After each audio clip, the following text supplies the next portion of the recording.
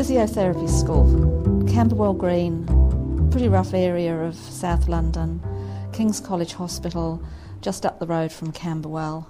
Back then, the physiotherapy schools had small hostels attached to them, and I was lucky enough to be accepted to live at the physiotherapy hostel attached to King's.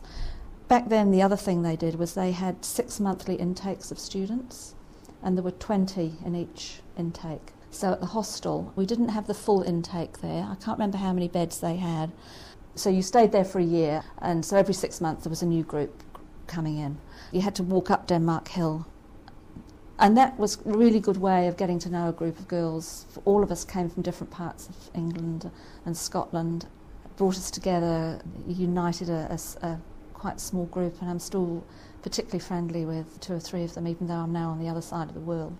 And the other thing that we had in those days, it sounds so long ago, they had this mother-daughter system, so that when you went into the school, they linked you with somebody in the class above you, and they were sort of there as your sort of mentor for those first few weeks in the school, and would just help you out if you had any problems. And they were usually also somebody, if we were living in the hostel, somebody who lived in the hostel too. So that was sort of setting up the school. We wore uniforms, white starched coats with green clasp belts, and we wore caps, little nursing hats when I first started.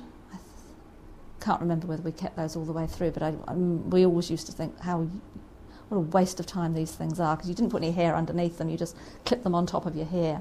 They just got caught in curtains and all those sorts of things. The physiotherapy school at King's College Hospital back then was in I don't know whether it was some sort of wartime type building, but it was certainly right down the end of a corridor and off to the side. It was obviously something that had been built there. It wasn't part of the quite grand old building that King's College was back then. And as I say, it was quite a small school because 2 intakes for 3 years. There were 180, 200 people there, but they also trained teachers of physiotherapy because there was a qualification to be a teacher of physiotherapy back then.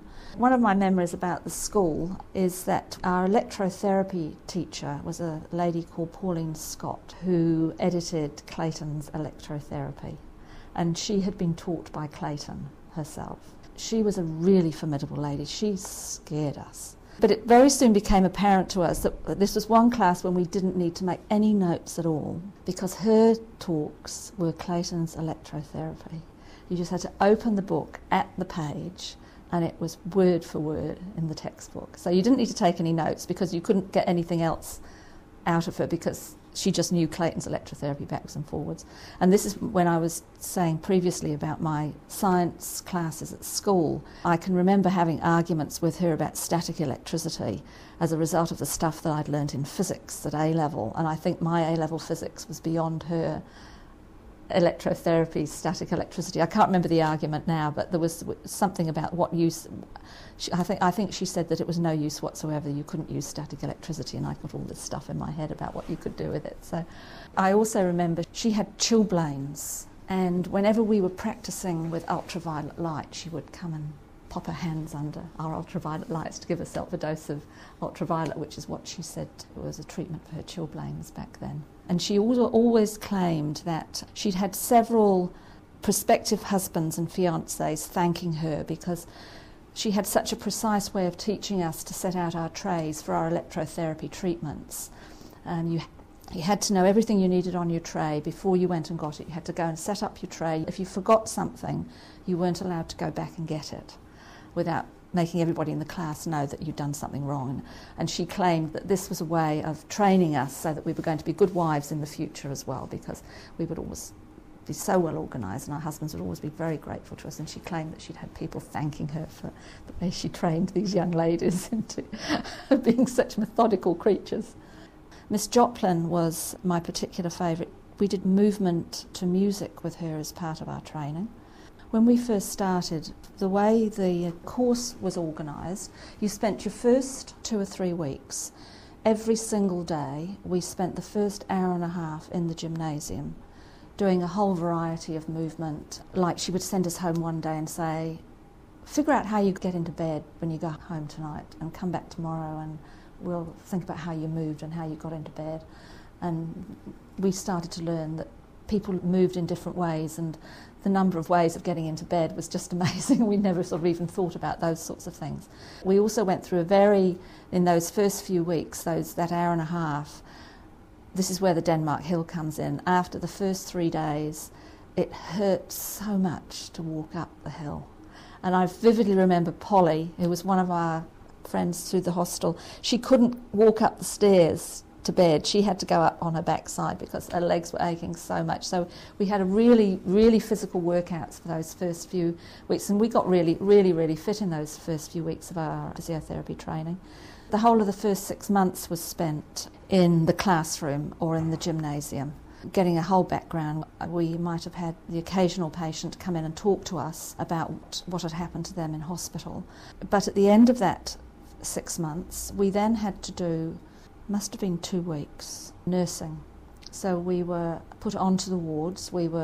Usually there were 2 of us or 3 of us allocated to a ward, and we just had to work as nurse aides. So we didn't do nights, but we had a morning or an afternoon shift, and we just worked on the wards, working with the patients, bathing, caring for them, whatever a nurse aide would have been expected to do at that time. I mean, as a way of learning how to cope with people who were unwell and sick and in hospital, it was a great part of our training, I think. Once we'd done that first 6 months and we'd had our time on the ward, we then had a slight holiday, which was probably about a week, and then we were back in, and then from then on, right through the rest of our training, until our last 6 months, we had contact with patients for half a day, every day. So we were either mornings or afternoons, depending on what part of your training you were at. We worked with patients. I think we did, in that early session, I think we'd been shown how to do infra-red, so we did lots of infra-red on backs and knees. And I don't think we'd done shortwave diathermy by then, but I think we'd done ultraviolet. And we used to do those horrible little erythema patch tests and make people sunburnt, which I really don't like to think about anymore today, in light of all we know about ultraviolet light. The other thing that was a really big thing back then was classes. And so the hospital ran knee classes and back classes and hand classes and foot classes and young men's classes, and so there were lots of group work that we did in the wards, and they really were wards back then. They were those long wards that you see with beds all down with the nurses' station in the middle. The one we all hated was the orthopaedic ward, because that was usually young men on full traction with their one leg up usually in the traction, and we used to have to go in there in groups of 3 and run a ward class, which for 18-year-old girls was quite daunting at times. But the way they used to run is the one person, you take it in turn, somebody would stand in the middle of the ward and tell everybody what to do, and the other 2 mates would run around and make sure everybody in their beds was still doing the right exercises. Another lesson I think I learnt, a friend and myself, we were flatting together and we were both on the same neurological placement at that time. King's had we called it the cottage, I think, but it was like a small house. So there was a bedroom and a kitchen and a bathroom, and it was attached to a neurological rehabilitation gym. So the occupational therapist would be working in the house part of it. And this particular young man, who would have been about the same age as us, his name was Lawrence. He had been fencing with his brother one night after drinking, and Lawrence had the umbrella and his brother had the bullfighter's sword off the wall in their family home, and Lawrence ended up with the point of the sword through the orbit of his eye. I'm only 5'2.5", and I think Lawrence must have been about a foot taller than me, but while I was on the rotation he was there as well, so spent a lot of time with him, working with him, got him back on his feet and walking. But what we learnt was that we got too friendly, we got too close with this young man that we really empathised with. And after he was discharged from hospital, we actually never found out how he knew where we lived, but he came round to our flat a couple of times. And I think because at that time we'd left the hostel and there were 6 of us physio students flatting on the ground floor of this flat, we learnt pretty fast that while it's important to be able to work with your patients and to get their trust and cooperation, that you can just take that step too far and get too close and it comes in the way. And also I think we gave him the wrong impression as well as a result of that. So that's a memory I have of my training.